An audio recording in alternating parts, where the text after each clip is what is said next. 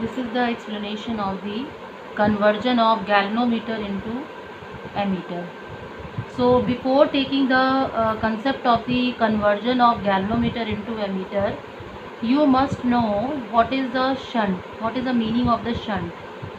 Shunt, basically it is a low resistance connected in parallel with the galvanometer or ammeter. Why? Because it protects the galvanometer or ammeter from the strong currents. Clear? What is the use of the shunt? Why the galvanometer is converted into the ammeter? Why we cannot use the galvanometer to measure the value of the current in circuit? There are two reasons for that. Ordinary galvanometer cannot be used as an ammeter to measure current. The reason is that the galvanometer gives a full scale deflection. You all know very well, in the galvanometer this is a full scale deflection and this is a pointer. So if a very small current flows in a circuit of the order of microampere, so for a very small current, this galvanometer gives the full scale deflection. So if it is giving the full scale deflection, how you can get the value of desired value of the current in the through the galvanometer? Because it is giving the full scale deflection, you cannot take the value in between 0 to full scale deflection. So first reason is this. Second is, for measuring current, the galvanometer has to be connected in series. Why? Because you all know very well that ammeter is always connected in series with the circuit. So if you are going to calculate the current through the galvanometer, it should be connected in series, and it has a very large resistance. Ordinary galvanometer has a large resistance. So when it is connected in series, so it will decreases the value of the current in the circuit, because it is having the high resistance. Clear? So that is why it cannot measure the total current flowing or desired or actual value of the current flowing in the circuit. Hence a small resistance, that is called a shunt, okay, is connected in parallel with the galvanometer coil. And when it is connected in parallel to the galvanometer coil, the resistance of the galvanometer decreases.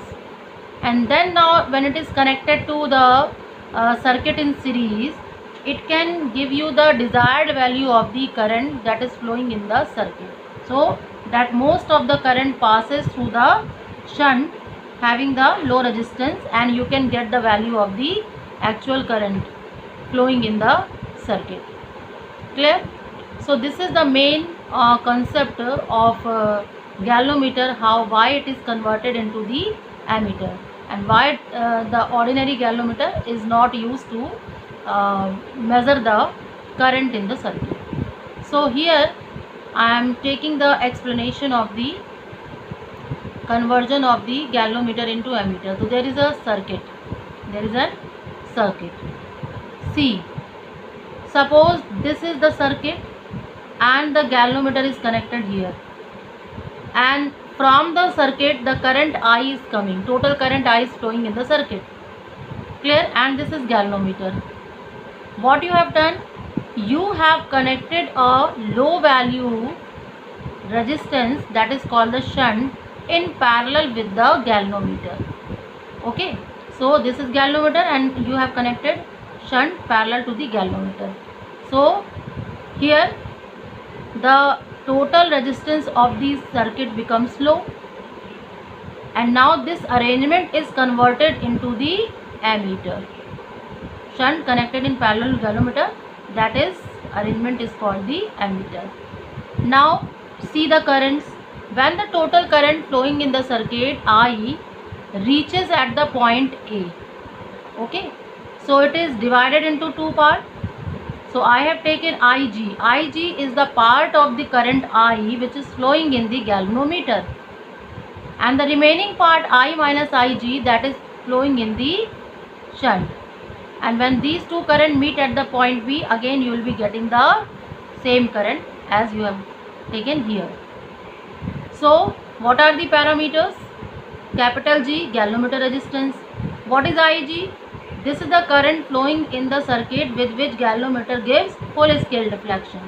When this current flows, galvanometer shows full scale deflection. What is 0 to I? 0 to I, it is our desired value of the current. Means we want this range 0 to 3 milliampere or 0 to 5 milliampere, 0 to 10 milliampere, whatever, or 0 to 5 ampere, 0 to 6 ampere, 0 to 10 ampere, whatever the value you want through the ammeter. So that is the value, the required current range of the ammeter. S is the shunt resistance. I minus Ig, current through the shunt. This is the current flowing through the shunt. Okay, now you all know very well, in the parallel combination, these two the points, common points A and B. So the potential difference across the galvanometer will be same as the potential difference across the shunt resistance. So potential difference across galvanometer is equal to potential difference across shunt. So what is the potential difference across galvanometer? Galvanometer resistance G and current is Ig. So Ig into G, that is the potential difference between the point A and B, and this is same as the potential difference across galvanometer or potential difference across shunt.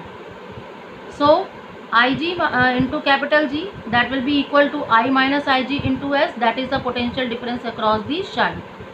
Okay, so when you will solve, you will be getting the value of the shunt resistance. S is equal to Ig upon I minus Ig into capital G.